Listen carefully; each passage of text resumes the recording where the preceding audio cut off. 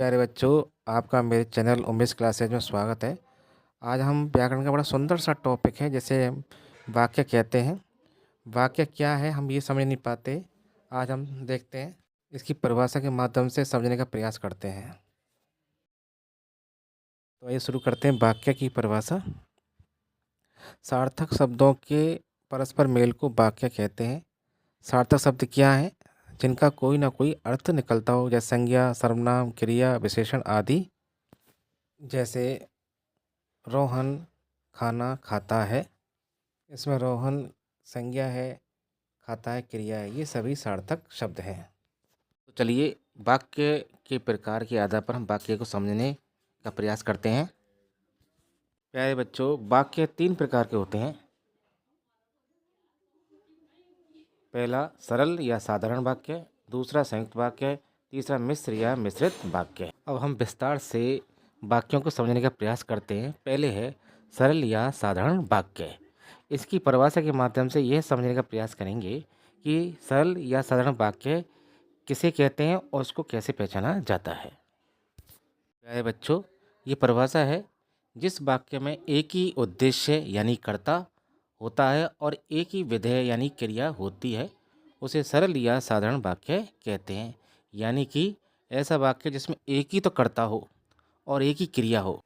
जैसे छात्र विद्यालय जाता है, इसमें छात्र उद्देश्य है और जाता विधेय है, यानी कि उद्देश्य कर्ता को कहते हैं, विधेय क्रिया को कहते हैं।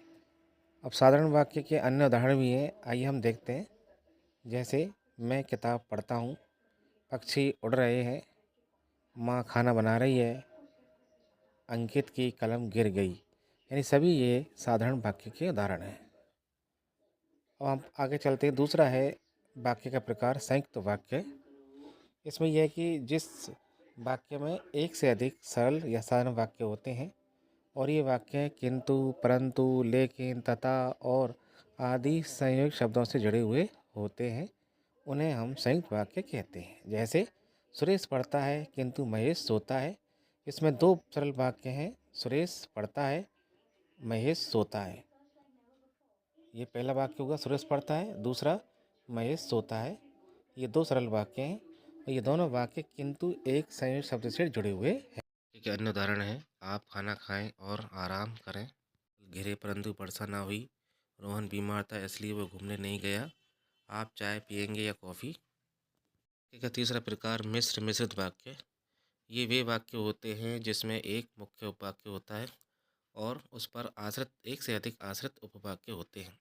ये वाक्य जैसे जब, तब, जो कि, ताकि, क्योंकि, जैसा, वैसा, जहाँ की आदि संयोजक शब्दों से जुड़े हुए होते हैं, उसे मिश्र या मिश्रित वाक्य कहते हैं। यानी कि आप संयोजक शब्दों से इस वाक्य की पहचान कर सकते हैं। अब हम आप देखते हैं कि मिश्र मिश्रित वाक्य के उदाहरण के माध्यम से समझेंगे। वह स्कूल गया क्योंकि उसे पढ़ाई करनी थी। यहाँ पर मुख्य उपवाक्य वह स्कूल गया और आश्रित उपवाक्य है उसे पढ़ाई करनी थी और संयोजक शब्द है क्योंकि। क्योंकि के माध्यम से हमने पहचाना कि मिश्रित वाक्य है। आइए अब देखते हैं मिश्र वाक्य के अन्य उदाहरण। वह लड़का दौड़ में प्रथम आया जो कल देर से आया था। ज्यों ही घर से मैं बाहर निकला त्यों ही बारिश शुरू हो गई। वह मेहनत करता है वही सफल होता है। जैसे ही बादल घिरे मोर नाचने लगे। ऐसे ही आप संयुक्त वाक्य, मिश्रित वाक्य में संयोजक शब्द जो होते हैं उनके माध्यम से आप इन वाक्यों को पहचान सकते हैं। आशा करता हूँ कि आपको मेरा ये वीडियो पसंद आया होगा। अगर ये वीडियो पसंद आए तो आप इसको लाइक करें, सब्सक्राइब करें और ये बताने का प्रयास करें कि मैं अगला व्याकरण का किस टॉपिक पे वीडियो बनाऊँ। धन्यवाद।